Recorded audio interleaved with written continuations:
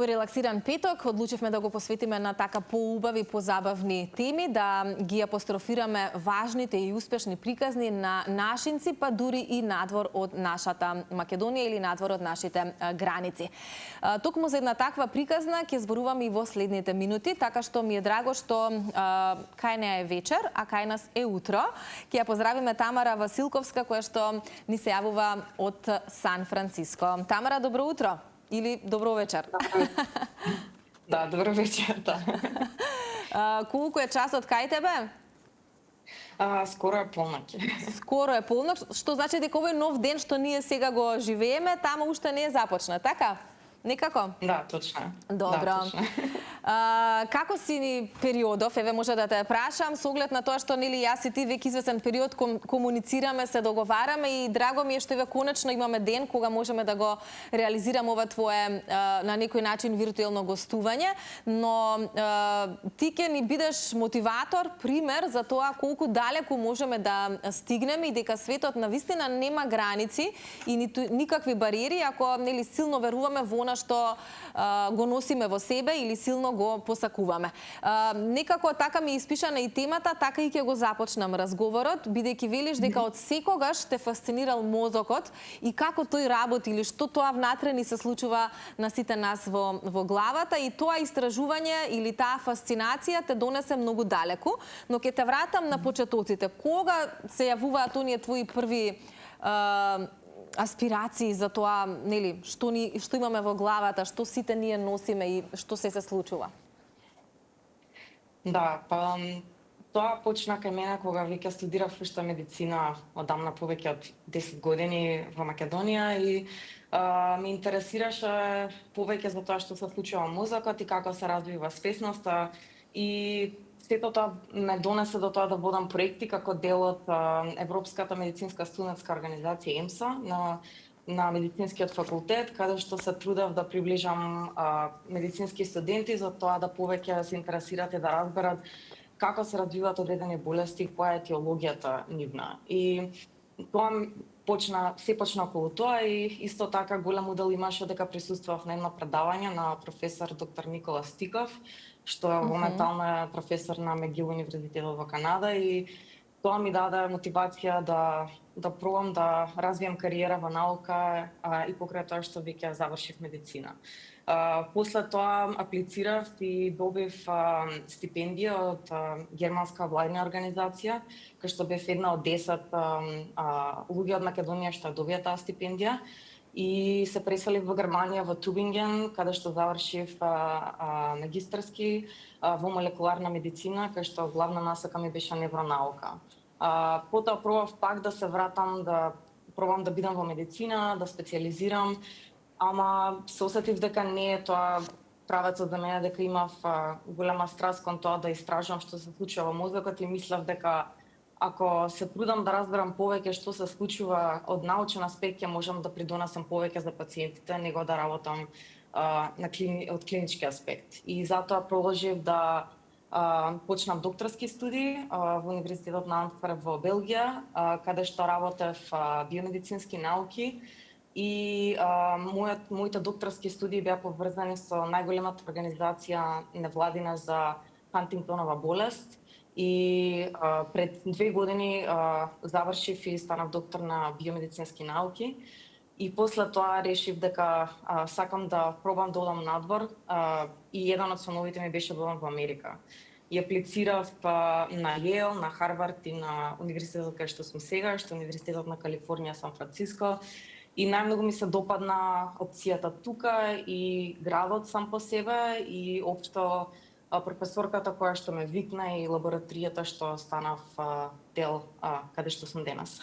Да, и многу убаво ова го склопи, такво едно убаво интро ни даде за тоа како животот или кои правци мораше нели да ги запазиш или фатиш за да стигнеш до оваа дестинација каде што си сега. Верувам дека местото каде што си и сите овие институти кои што ги споменавме и универзитети многу ти значат заради тоа што од она што имаше можност и мене да ми го споделиш, тоа се светски лидери во науката во овој момент бренд во светот, нели? И тоа се институции од каде што произлегле дури и двајца Нобеловци. Тоа верувам дека е посебно престиж за тебе како некој млад, амбициозен кој што сака, нели, допрва дополнително да граба од животот и да создава, ако ништо друго велиш, сакам да им овозможам на луѓето, нели, полесна борба со одредени болести, да се изнедат лекови или некои други работи во поглед на медицината. Што би прокоментирала за тоа, Тамара? Да, па тоа, например, кога студирав медицина во Македонија, не ни помислував дека ќе завршам во наука, уште повеќе дека ќе бидам дел од институти кај што сум го исто градила со Нобеловци. И тоа ми беше нешто као не е непоимливо за мене. И минатата година кога седав на предавање кај една од како да кажам, поскорешните Нобеловци, која што има развиено као револуционерна терапија што се вика CRISPR, за која што сега моментално е аплицирана за некои болести кои што има успешно лекување.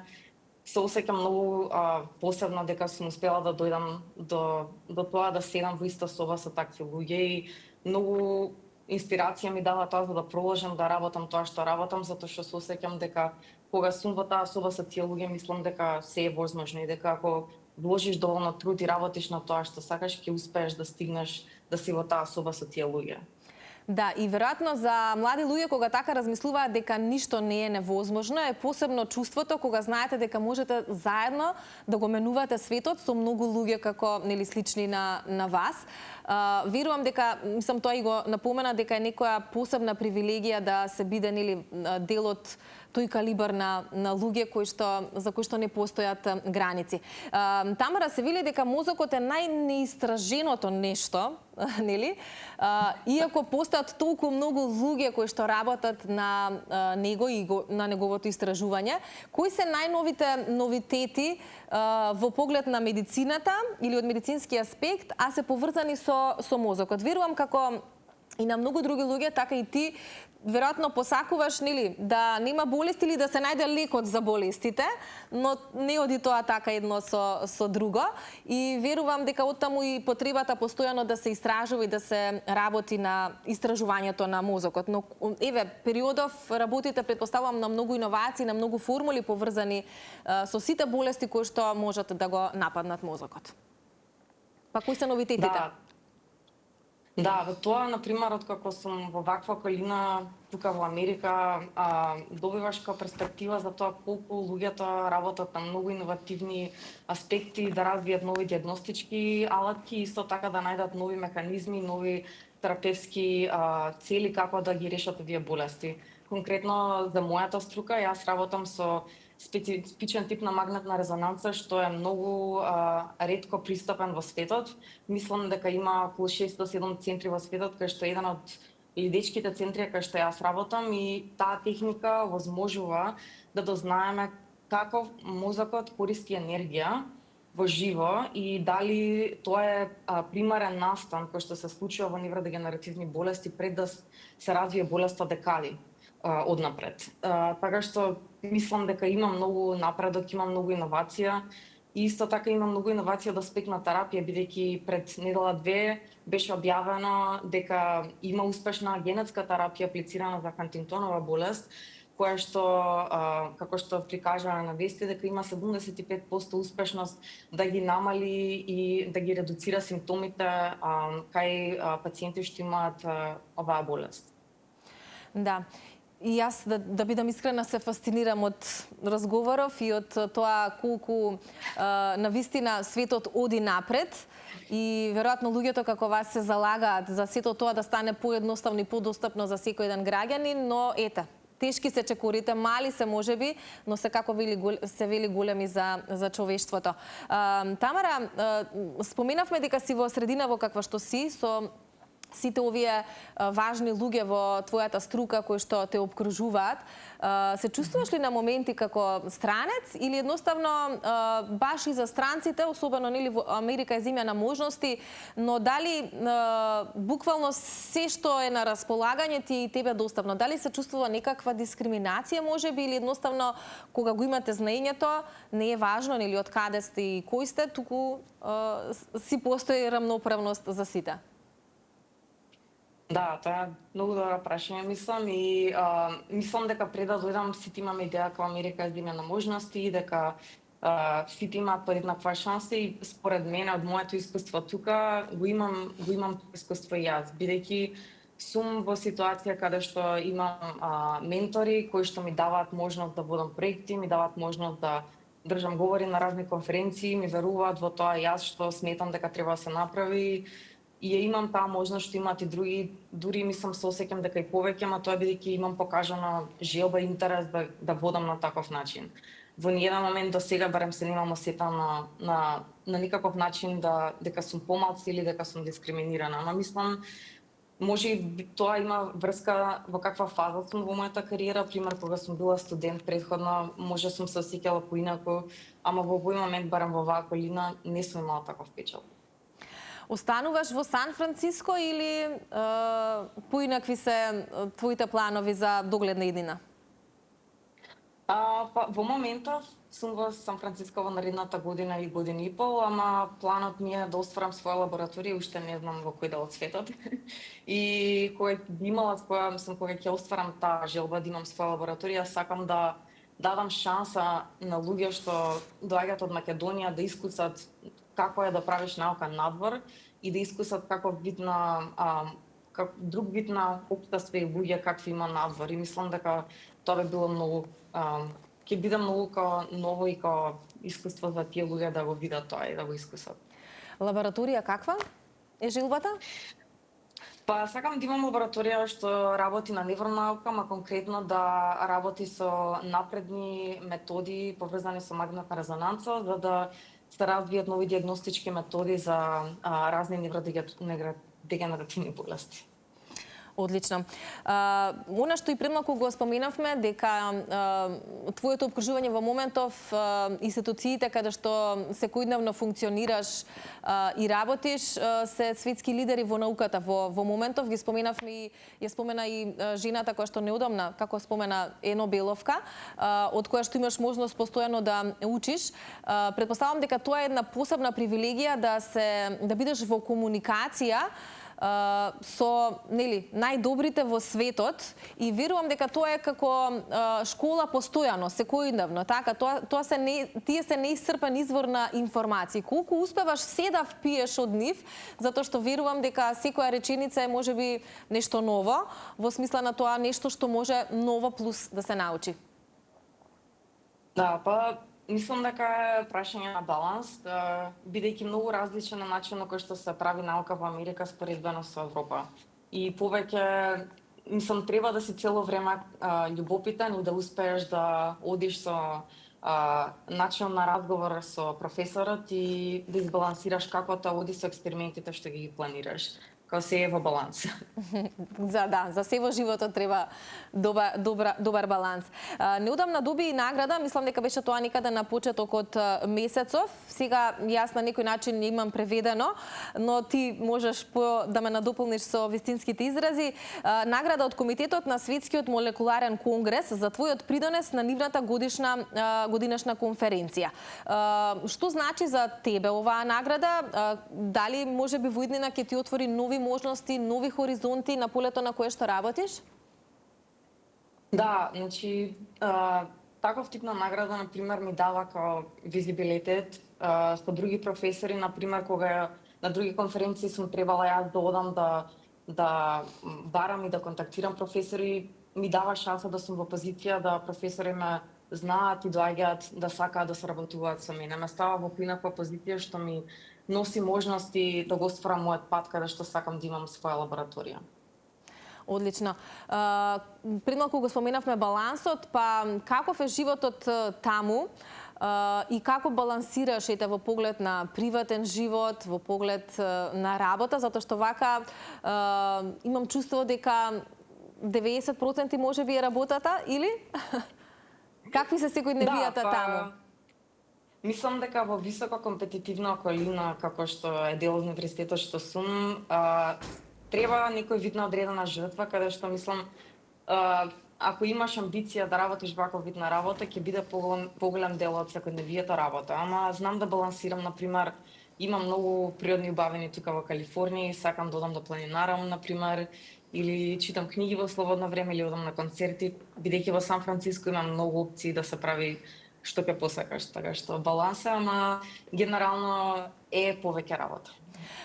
Си во комуникација со нашинци токму во Сан Франциско? Не премногу, сум била во комуникација со неколку, ама не сум активна во контакт со многу од луѓе од Македонија. Добро. И спомена пред малку книгите, а јас добив таква информација дека си страствен љубител на книги, дека обожаваш литература, па и тоа што пред малку го напомена ти дека слободното време го користиш и за читање на нови книги. Вистина ли е дека кога се пакуваше да заминеш од Македонија на другиот крај од светот, поголем дел од багажот беше наменет за книгите? Да, точно. Тоа ми е страст. Многу сам така, сакам да читам многу книги. Тоа ми и стручна дел... литература и друга? Да, стручна и друга, ама генерално сакам наука да читам и тоа ми е го живеам тој живот на научник, буквално. Се доживуваш како научник? Да, мислам, да. Одлично. И па добро, еве како научник, кои се твоите прогнози за болестите на мозокот во блиска иднина? Мислам дека со оглед на тоа дека имаше револуционерен прогрес во лекување на Хантингтонова болест, што е една од најсигурно излечливите болести од типот на невродегенеративни болести, мислам дека во наредните можеби 20 до 30 години ќе имаме многу голем прогрес и за Алцхаймер, кој што е мојот фокус на работа, кој што е една многу комплексна болест и има многу голем зафат на нашето општество генерално. Така што верувам со сегашниот напредок и особено со артифицијална интелигенција дека ќе имаме многу наскоро прогрес во успешна терапија за другите болести исто. Да. Фасцинацијата твоја од мозокот те донесе онаму каде што си во моментов и да се доживуваш нели себе си како научник, но еве некаде пред крајот сакам да те прашам што е она што најмногу ти е фасцинантно од тоа како работи мозокот? Нешто на кое што може би ти е неверојатно дека тоа така функционира?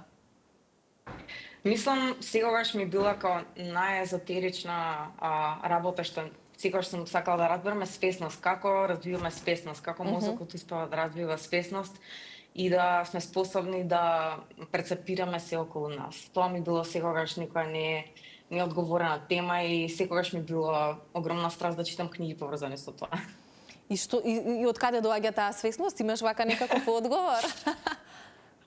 Па има некои научници велат дека доаѓа од специфичен дел од мозокот, специфична регија, некои имаат по-езотерична, филозофска основа од каде доаѓа, така што нема конкретен одговор. Зависи каков вид на теорија ти одговара да се останеш, пошто сега се е повеќе теоретски поглед на тоа, нема конкретни докази. Тамара, кога е зачетокот на мозокот во утробата на мајката? Кога се создава? Интересно прашање, ама не се сеќавам тоа. Добро, ова не ни беше планирано, ама сега те гледаш, ме инспирираш. Да.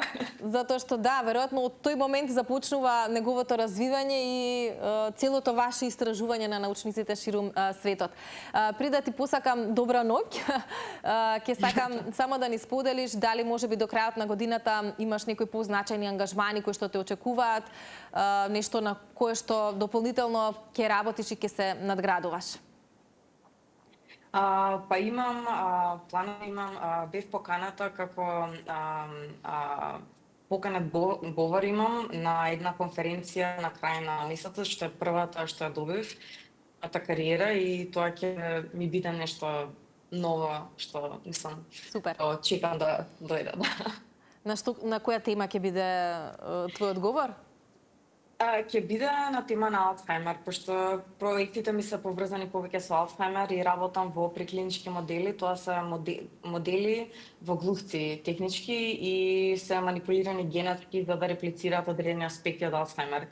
И моето истражување како енергетскиот метаболизам во мозокот се променува ради разни фактори во Алцхаймер, за да дознаеме која е првичната точка што ќе ни помогне да дојдеме до порана точка за терапија технички. Одлично. Многу фасцинантно звучи целото твое секојдневие таму. Продолжи да и понатаму да си ја следиш енергијата која што ја имаш и нели фасцинацијата која што многу далеку те донела во светот. Јас не се сомневам дека ќе бидеш таму во редовите на тие светски лидери или научници кои што ќе ги менуваат или го менуваат веќе светот, а она што и телефонски јас и ти го зборувавме, можеби посетата во Скопје ќе ни биде повод за ново дружење тука во студиото. Да, дефинитивно. Фала многу. Ти благодарам, Тамара, што ете во овие можеби кај тебе доцни вечерни часови, одвој време за ние да ти имаме во нашите рани утрински. Беше вистинско освежување овој петок да се дружат луѓето во нашата утринска на Телма со тебе, да те запознаат и да ја запознаат твојата навистина успешна приказна која што верувам дека и понатака може да мотивира други луѓе, други млади да го следат својот сон и нели да не заборава дека нели ништо не е невозможно, апсолутно е така. Ти си показател за тоа. Фала многу, ми беше задоволство. Фала ти, Тамара, поздрав голем до тебе и уште еднаш благодарност, како што кажав, што ете во овие доцни вечерни таму во Сан Франциско се вклучи и нашата публика уживаше во овој денешен разговор. Јас се надевам искрено дека се почесто ќе имаме вакви убави и успешни приказни на нашинци генерално во светот, кои што навистина, ако ништо друго, нели кога отишле од Македонија, отишле нели за подобро утре и веќе го живеат тоа подобро секојдневие и можност да напредуваат во кариерата секојдневно и навистина вакви приказни заслужуваат време во телевизискиот етер.